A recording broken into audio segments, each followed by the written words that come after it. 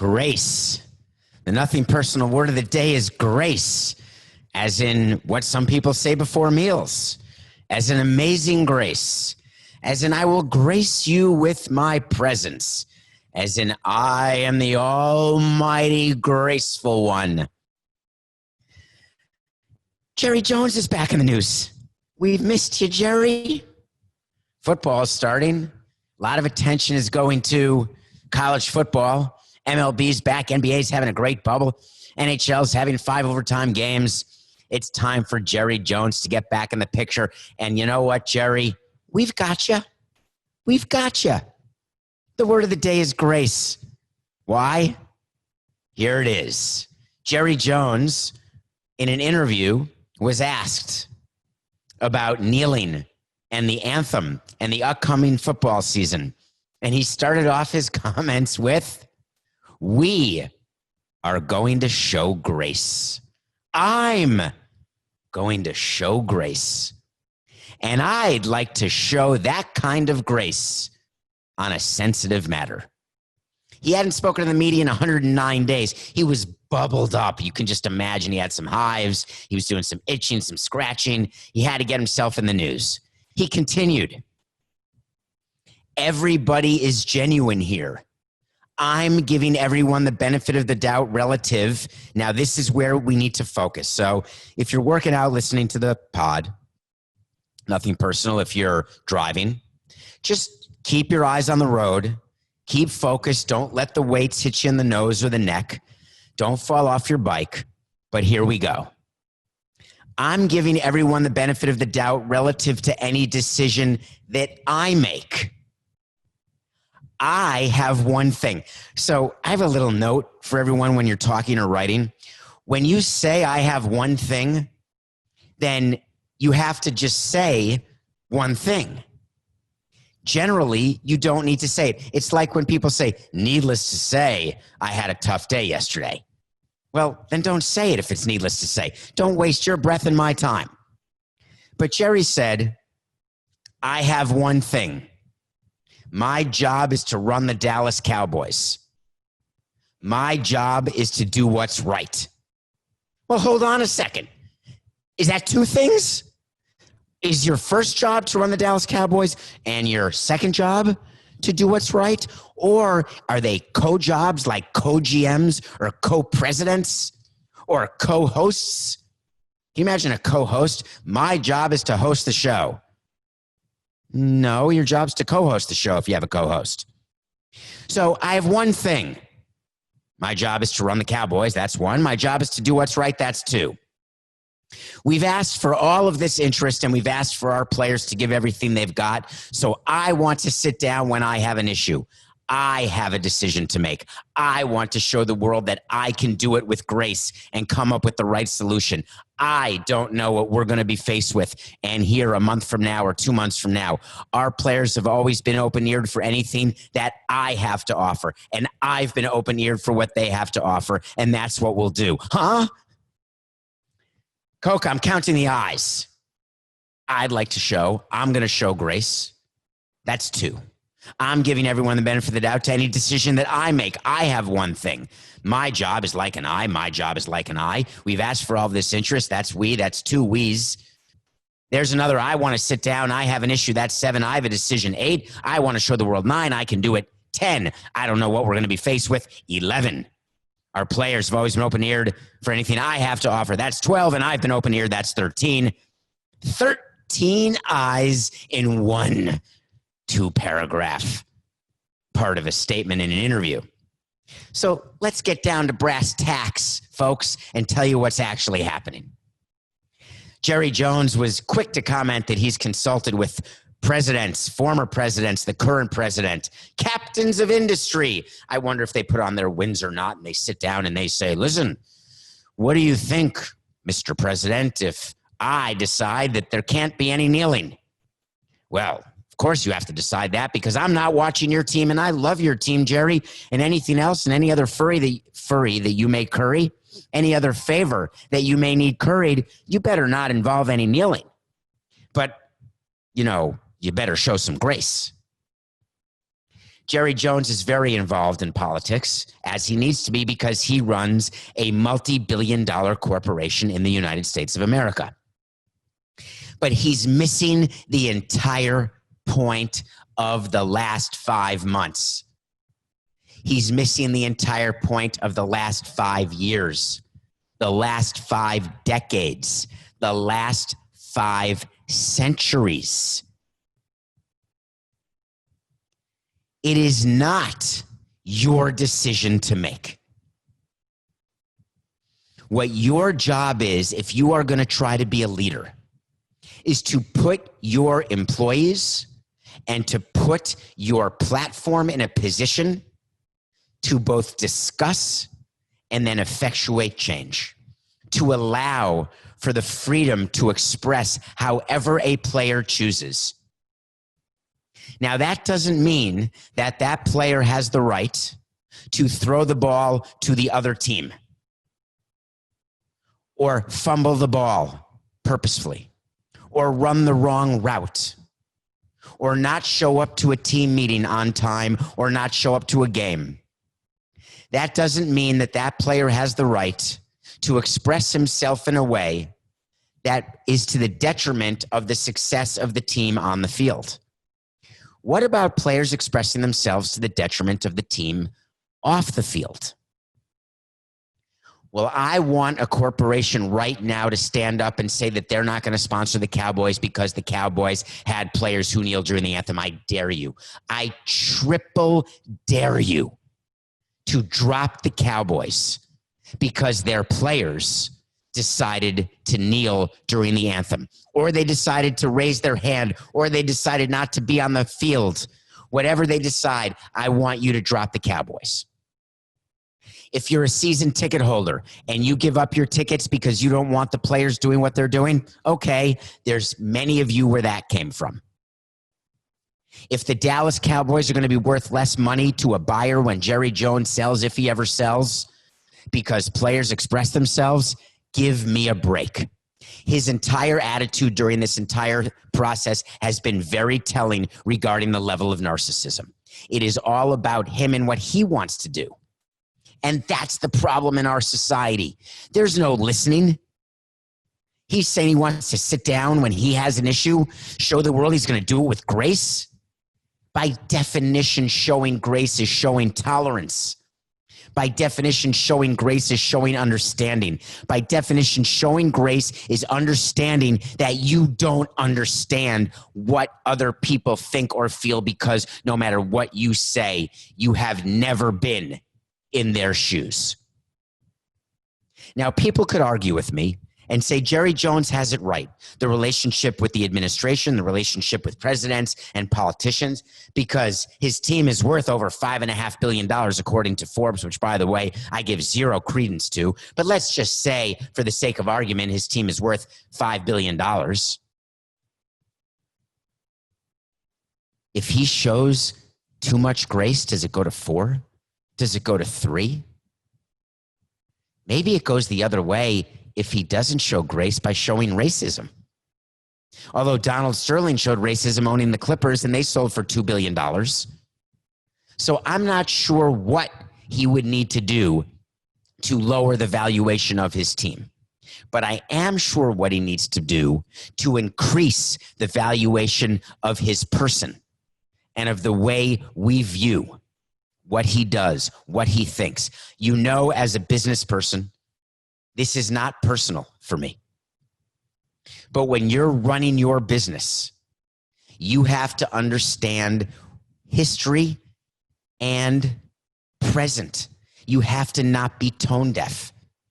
You have to realize that there are certain sides of history you better be on, because if you're on the wrong side, it doesn't matter that your team is worth $5 billion. So as Jerry Jones moves forward here and has an open ear and decides what he's going to do, it will be fascinating to see what his players do. Take a Dak Prescott. Jerry Jones had plenty to say about Dak Prescott, why he didn't sign him to a contract, and I agreed with Jerry from minute one, knowing that signing Dak Prescott made no sense because there is a COVID discount that Prescott was not going to take into account. Jerry Jones is getting criticized because he's trying to have fans in his ballpark. I'm not criticizing him. I think it's great. If you can find a way to have natural airflow that's better than any other airflow you've ever had in any sort of indoor or outdoor stadium, and you can put people in pods in different suites and find a way to get their money, count me in. I'm not criticizing him for that. I am criticizing him because this is the moment in time where saying I is the exact wrong thing to do. And when you have to say that you're showing grace, it means that you're not. The nothing personal word of the day is grace. And you don't have to look much further than the NBA to get an understanding that there are things going on in the lives of executives and players that are extraordinary. I want to talk about a topic that is, it's both a mea culpa topic and it's an important one. There's a player for the Los Angeles Clippers. His name is Patrick Beverly. Patrick Beverly is one of the 3 Clippers who have left the bubble for personal reasons during the course of this bubble. Remember Lou Williams, the chicken wings guy? He left the bubble to go to a funeral of a mentor of his. And I was not critical of him going to a funeral. Trust me, when you want to say goodbye to someone who you love, who means the world to you, you take the time, you cancel your plans, and you go to a funeral. I was merely saying that you don't go to a strip club for the wings, no matter how good they are. Well, Patrick Beverly left the bubble because he also had to go to a funeral, except this funeral was for almost a brother of his, someone who grew up in his house, someone who was extremely close to him in Chicago, and someone at the age of 31 who got shot and killed. And Patrick Beverly has had enough. He came out yesterday, and it's not getting enough attention, and it should. He came out and said very simply, I'm tired of losing people. This hits home for me. I have to deal with the reality when I get back. But until then, comforting my friends, I'm going to be a leader right here, be a leader of my crew back home in Chicago. He wants to be the best he can be inside the bubble, help his Clippers win a championship, and get home to be with his friends, his homies, as he called them. And it got me thinking. It got me thinking about some of the mistakes I made as president of the Marlins and the hard line I took when players had off the field issues and they didn't interest me. And I want to explain what I mean by they didn't interest me. I was always very sensitive to off the field issues. We had players whose parents died, players who had family issues, issues with children, health issues. And my view always was, we all have problems off the field. But when we get to the ballpark, do your job. Get on the field, play baseball. If you're in the marketing department and you're going through a divorce, get to the ballpark and do your job. If you're in sales, but you're having issues with the health of your kids, get to work and sell. And that doesn't mean I wasn't sympathetic. I was very helpful, as was our owner, extremely helpful to employees, players, often on the field, front office who had issues.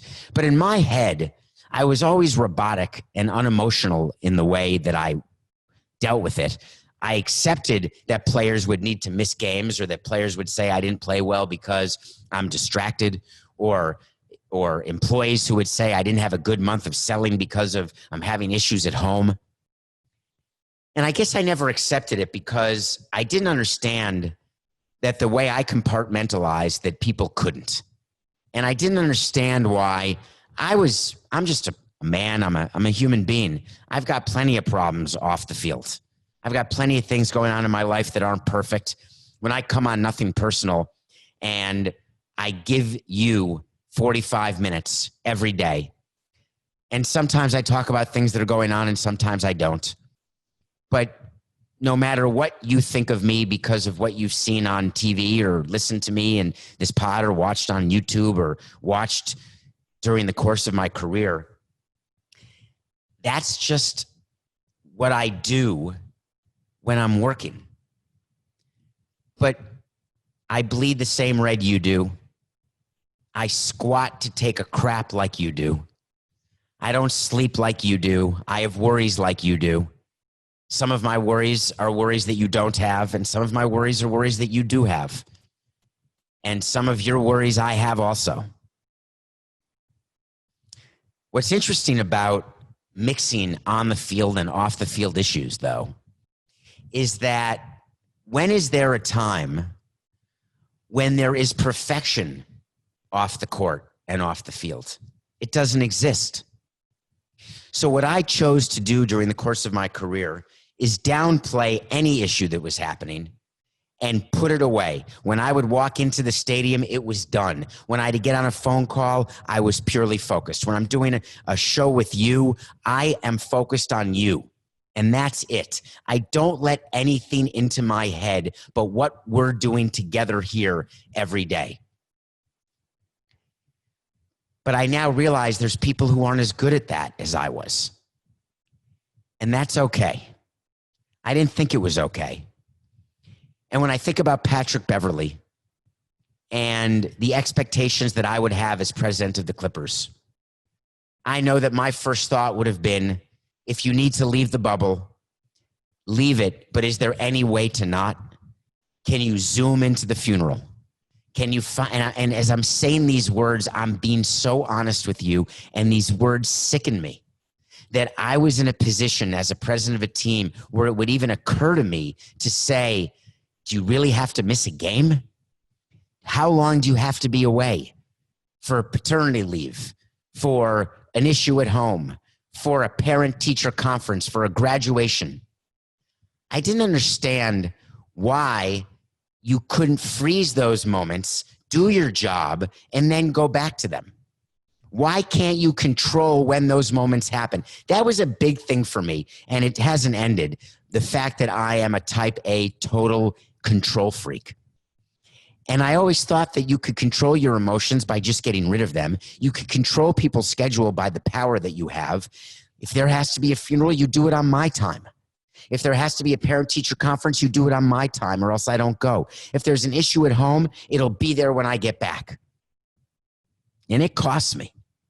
It costs me dearly.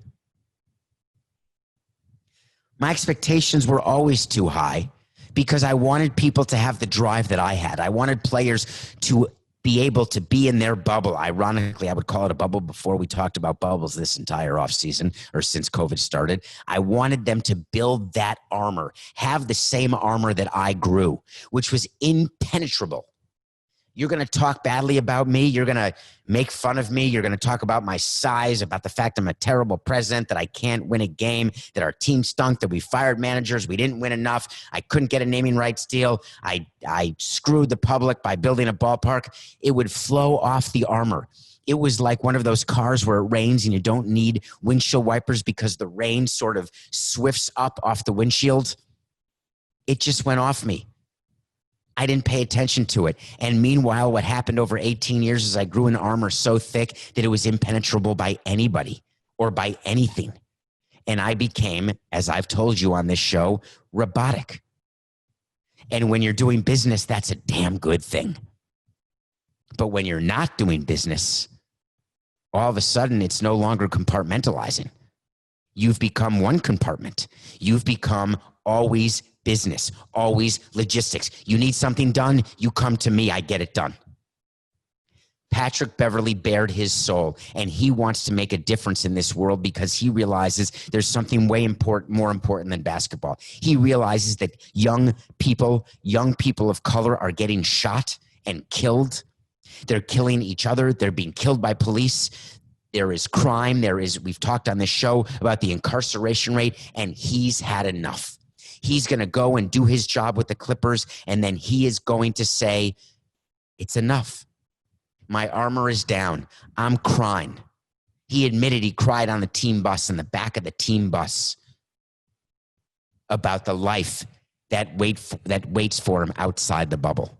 I worry about Patrick Beverly. I compliment Patrick Beverly. And my hope is that we find a way in this society to get back just a little bit of finesse. That we find a way to take 2020 and instead of wishing it away, we wish that it is the year that the change happens for good. I'm rooting for the Clippers to win because I want Patrick Beverly to get a ring, and I want Lou Williams to get a ring, and I want them to then go back and have the proper time to deal with their emotions, to deal with the reality of their loss, and to find a way to make it better going forward so other people don't have to feel what he feels. I'm sorry, Patrick, and I'm sorry to all of the former players who I had, who I did not properly understand while I acted as though I did, and I took care of you and everything you needed. I was doing that as president and not as a person. Okay. We got a good one today, Coca. Give it to me, baby. You know what I want? I want to talk to Samson. I want to talk to Samson. So you want to talk to Samson, a segment we do. It's from the movie Half Baked. That was that clip from Half Baked. There's this guy that everyone wants to talk to, and his name is Samson. So if you want to talk to me, get on Twitter at David P. Samson. Get into my DMs, ask a question. If it's trendy, we'll get to it. If I'm interested, we'll get to it. This is a good one. This is a good one. Anyone remember Joe Kelly? Remember Joe Kelly was suspended for 8 games for throwing behind Alex Bregman, and then for thumbing his nose at Carlos Correa, calling him a little baby, and there was a bench clearing brawl. He got suspended 8 games. It was then reduced to 5, which, Coco, was that a wait to see? I know I predicted, I don't know whether I made it a wait to see, but I certainly told you that it would be reduced to 5. Well, Joe Kelly did a podcast, and he did a podcast with one of the starters on the Dodgers named Ross Stripling, and it was recorded earlier this month. And someone asked a question about that because he had some comments. The question was this: given Joe Kelly's comments about the Houston Astros, do you believe that the Astros now have a bigger beef with the Dodgers than the Dodgers have with the Astros? So what's this question about? Well, let me tell you. Joe Kelly gave this podcast, and he went off. And he went off on the Astros players in a way that I've never heard any players go off on other players. And he went off in a way that was based on such ignorance and stupidity that it was so shocking to me that when I saw the So You Want to Talk to Samson question, it made it right into the show. Here's what Joe Kelly said. He said, the people who took the fall for what happened is nonsense. Everyone's involved. But the way the sign-stealing system was run over there was not from the coaching staff. They're not the head boss in charge of that thing. It's the players. So now the players get the immunity, and all they have to do is go snitch like little bitches, and they don't have to get fined. They don't have to lose games. When you save your own ass, that's what I don't like. Cheating, they cheated. Everyone knows they're cheaters, talking about the Astros. They know they're cheaters. It's over. They've been there, done that. But now they mess it up by ruining other people's lives, so they effed it up twice. When you taint someone's name to save your own name, that is one of the worst things that you could probably do. And that bugs me. I think I'll be irritated forever. Joe, you missed the entire thing. The entire point. Let me explain. It's too much. Let me summarize. Coca, you know what that is? That's from The Princess Bride. That was Inigo Montoya, played by Mandy Patinkin with the big beard. Remember when they had the big gray beards that I had that people thought I was Mandy Patinkin from Homeland? He had a line in Princess Bride. Let me explain. No. It's too much. Let me summarize. When MLB got word from Mike Fiers in an article that there was cheating going on with the Astros, MLB had to investigate. So here's how it goes. Knock, knock. Hi, Mr. Altuve. I'm just curious. Did you wear a buzzer or steal signs? Mr. Altuve, are you there? Mr. Altuve, hello? Oh, you're not talking. All right, hold on. Let me get Alex on the phone. Alex Bregman, I got a quick question. Were you banging garbage cans? No? Yes? Can you hear me? Is this Zoom on? What am I, Jack McKeon? Is this Zoom on? Hello?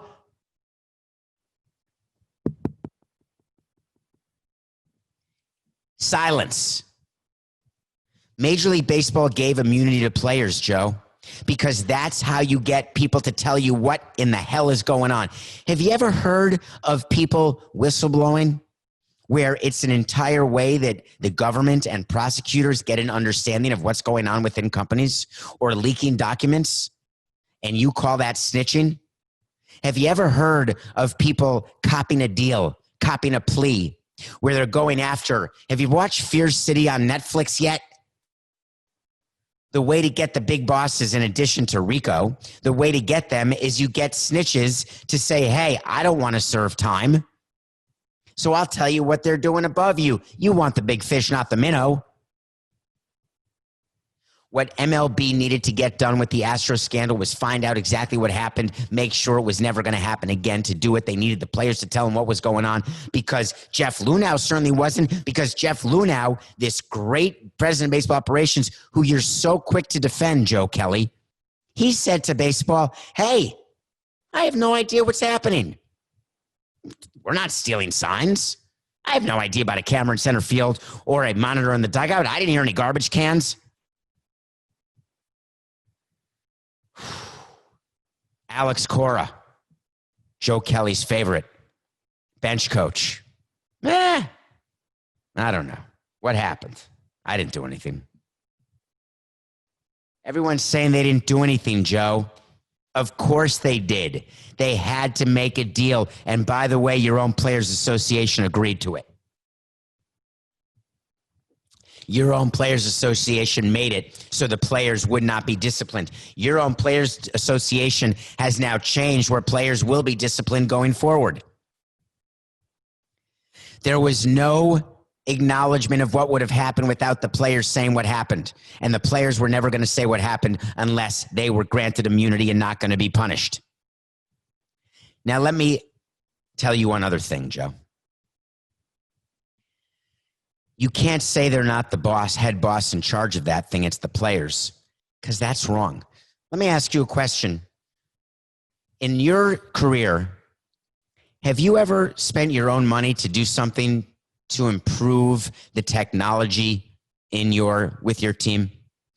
We had players for 18 years. I had players who wanted stuff to help them be better. And they came to me and said, hey, buy a new crypto chamber, buy a new training table, get a new trainer, buy a new machine, get a new this. We need better batting practice balls. We need better batting practice pitchers. We need more of this. I need someone for my back. I need someone for my front. I need someone for my legs. I need someone for my groin, my hips, my toes. I need this. I need that. I need a translator. Oh, no, I'm not paying. You pay. How did the TVs and the video equipment get into the clubhouse? Players did that? How did the wiring go on? Did the stadium operations people just wire it and Jeff Luhnow and A.J. Hinch had no idea? A.J. Hinch knew exactly what was going on. He's the one who broke the TVs, he says, but didn't tell you not to keep going because a new TV appeared the next minute.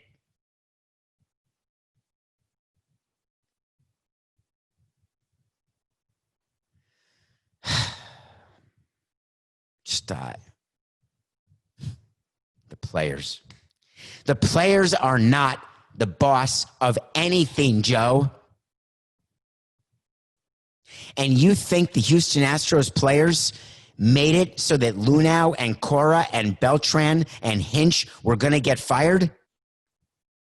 The owner, Jim Crane, fired Luhnow and Hinch. MLB suspended them for a year.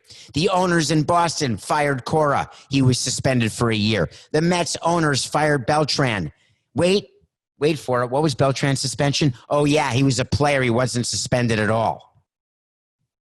And you're saying in your comments that it was the players talking that directly led to them losing their jobs and taking away their livelihood in order to save their own tush. It's just not what happened. So if you want to be the voice of reason and you want to explain why don't you take the microphone and get on your podcast? And why don't you tell us what the Dodgers and Red Sox did to steal signs? Why don't you tell us the truth about the Apple Watch situation? Why don't you tell us why the Red Sox got in trouble? Tell us what the Dodgers do. Tell us what you know to be true about the stealing of signs by all teams. Tell us about what you know pitchers do to Dr. Balls. Tell us what you know players look like when they take their uniforms off. Tell us the substances. Don't stand on the mountaintop and throw a stone when you live in a house that's on wheels and is full of glass. I would expect Joe Kelly to have more to say on this. I guess we'll see. Later in the show, we're going to talk about the NBA doing something that is so outrageous that it can't be true. But when we come back, I've got a review of a movie that was straight from Coca. Welcome back to Nothing Personal. Thank you so much for downloading and subscribing, telling your friends about Nothing Personal. Don't forget, please, you can watch us on YouTube. Nothing Personal with David Samson is the YouTube channel. We've got an end-of-month mailbag pod. Get on Apple, 5-star review, ask a question, and I'll answer it on the end-of-month mailbag pod. So I said, Coca, man, I need a movie. Give me something good. I'm having a crappy day. I don't feel great. Tell me what to watch. He said, easy. Watch What We Do in the Shadows. I said, what's it about? Which I shouldn't have, because Coca's recommendations have been perfect since minute one of this show. He asked me, do I like vampires? I said, I've never met one, but not particularly. What do you think about werewolves? I said, I like them in London, but other than that, not really. What do you think about zombies? I said, well, if it can be with Nicholas Hoult, then we can talk about it. And I can't believe I can't remember the name of the gorgeous actress who was with Nicholas Hoult in that movie. What's the movie where they were the zombies with Nicholas Hoult, Coca? Come on. She's not Alice Eve from She's Out of My League. She is the Australian actress with Nicholas Hoult in a zombie movie. Please find out, because it's driving me crazy. But I said, I'm not that interested in any of that. He said, well, this is a mockumentary, and just watch it because it's got Taika Waititi. And I said, Taika Waititi, is that the New Zealander who did Jojo Rabbit? Teresa Palmer. Yes, thank you. Love Teresa Palmer. And I can't remember the name. It's called Warm Bodies. Got it. Check out Warm Bodies, by the way. I think we've reviewed it on this show. I love that movie. So I told him I'd watch What We Do in the Shadows, and I did. It is a 85-minute mockumentary like This Is Spinal Tap. It is a documentary about vampires and how they live and what they do. And it's about 4 of them who live together. And it is sort of narrated, and they break the fourth wall, by Taika Waititi, who played Hitler and wrote, and I believe may have even directed Jojo Rabbit, which is a great movie as well, nominated for Best Picture last year. Or was that a few years ago? What feels like a few years ago. So they live in a flat, and you learn how vampires live together and how they deal with their life and things they have to do during the course of the day, how they get their food, which happens to be people with blood, which means they're victims, how they interact with werewolves. But it's done not as a fictional movie. It's done as a non-fictional documentary. It is so brilliant and funny and entertaining that I was saying to myself, I swear to God, Coca, this happened. This is back from 2014, by the way. I was saying to myself, this looks more real than Spinal Tap, and people thought Spinal Tap was a band. They would think Spinal Tap was actually touring. There's people who think Stillwater was a band from Almost Famous. I actually thought watching What We Do in the Shadows, which has spawned a TV show on Hulu, on FX. I think it's been a couple seasons, called What We Do in the Shadows. But it's the movie I need you to watch first, because you will laugh. It is gross in a way that's not a horror movie, because I told Coca I don't watch horror. And the genre it says is horror, which bothered me because Coca knows I don't watch horror. There's nothing scary about what we do in the shadows. It is simply perfect. Thank you, Coca. Thank you. What we do in the shadows. Nothing personal pick of the day. Joe Girardi and the Philadelphia Phillies suck, period. End of story, done. Their bullpen sucks. Their starting pitching, their hitters, their signings, their team. They needed to beat the Orioles last night. They could not. It's a joke. And don't tell me the Orioles are this great team. They're having a great time. They were hot at the moment. That's the same Orioles team that got swept 4 games by the Marlins, who, by the way, won again last night in a crazy 10-inning game, 14-11 over the Bills. The Dolphins beat the Bills.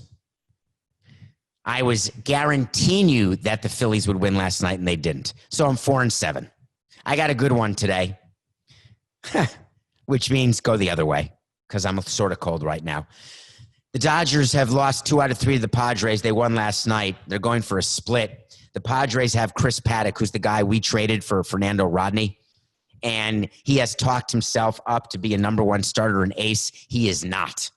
He never was going to be. Not that trade was a good trade because Rodney stunk for us. But the reality is Paddock is not what he thinks he is. He's pitching against Urias, who is a pitcher we tried to get from the Dodgers every single day. And it's 2 young, really good pitchers. The Dodgers have lineup issues. Clay Bellinger, that's not it. It's Cody Bellinger is hitting below 200. Muncy is down in the lineup, having been up in the lineup. He's not hitting well. While the reality is the Dodgers are first in ERA. They're 11th in the National League in average, 3rd in runs. But they need this game. Look for it. Dodgers over the Padres. That's my nothing personal pick of the day. Okay. Who read the memo? Anybody? The NBA released a memo because they're about to pierce their bubble. And they are piercing it with members of players' families who are allowed into the bubble starting toward the end of August. They can join players by August 31st. They're going to have to quarantine outside the bubble first, then quarantine inside the bubble. There's a limit to how many guests a player can have. And then the NBA released a memo yesterday that is the number 1 memo, maybe, of all time. The NBA is saying the following: that they and the union got together and negotiated terms that will preclude NBA players from hosting guests inside the bubble who are deemed as, quote, wholly casual in nature, including, quote, known by the player only through social media or an intermediary. Anybody who does not have, quote, an established, pre-existing, personal, and known relationship won't be allowed into the bubble. Yes. What does that actually say? No side beef in the bubble. That's what they were trying to address.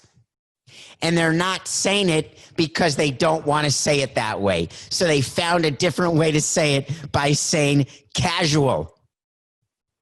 Known by the player only through media or intermediary without an established pre-existing personal and known relationship. Established. That they didn't say legally established. They could have said you have to be either married or engaged. They didn't say that. So the NBA is saying that they don't want the aggravation that will come to the player if there is an example of a player who may have an established relationship that's known and a non-established relationship that is quite the secret. I've told you in baseball games, and it's true in the NBA, it's true in all sports. There's a section where the family sits, and there's a special section where players put people who they don't want interacting with their family. 2 separate sections in the stadium. 2 separate sections in the team hotel.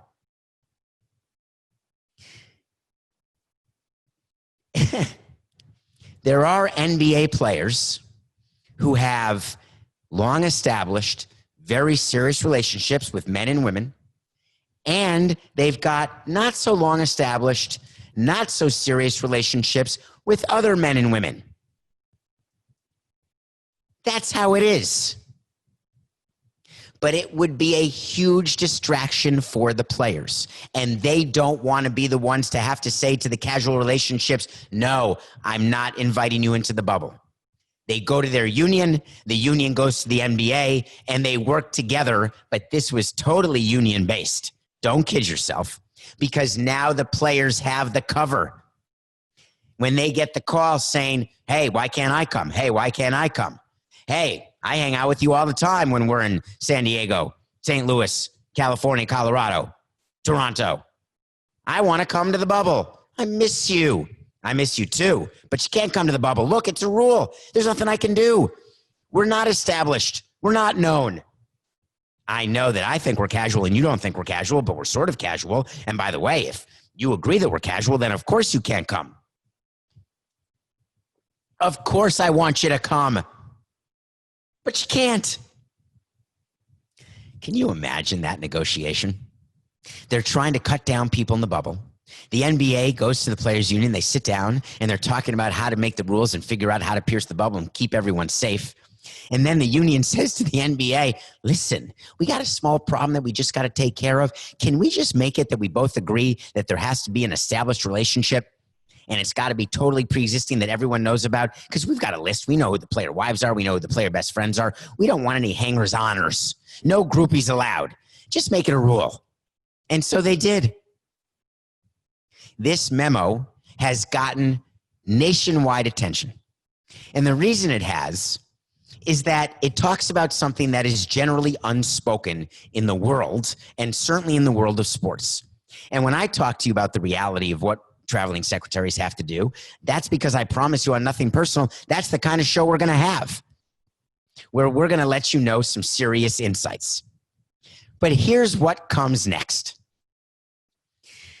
An unintended consequence of this memo is that right now, before the bubble opens and the players are still solo with their phones, they are having to deal with people contacting them saying, let's make this established, let's make this known, and let's make this pre-existing so I don't fall under the auspices of the uninvited, so I get a chance to be in the bubble.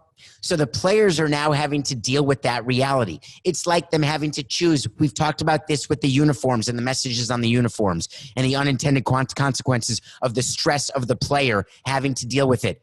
The union figured this would take the stress away. That was the provenance of this rule. But the reality is the stress is not kept away because they've got their phones. They're in contact, as you know. And so they have to take the calls from people, men and women, people who they are whether they're friends or Romans or countrymen or women, they're getting the calls saying, put me on the list, I want a room. It doesn't have to be at your hotel. I'll bubble at a different hotel. I won't go to the games. I can't go to the games anyway. I could go to the games, but there's only 10 people there. I'm going to be noticed. I don't want to go to the games.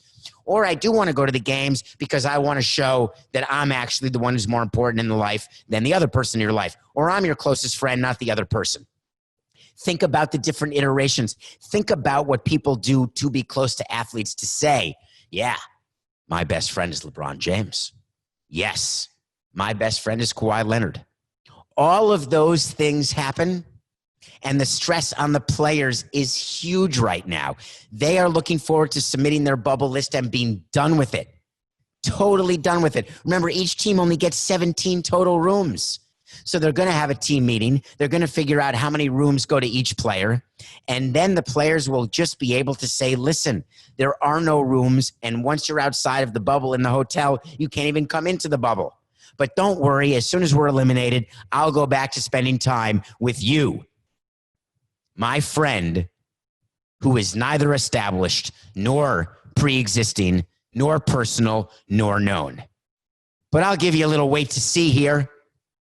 That memo is going to be further clarified because the players are going to need more cover.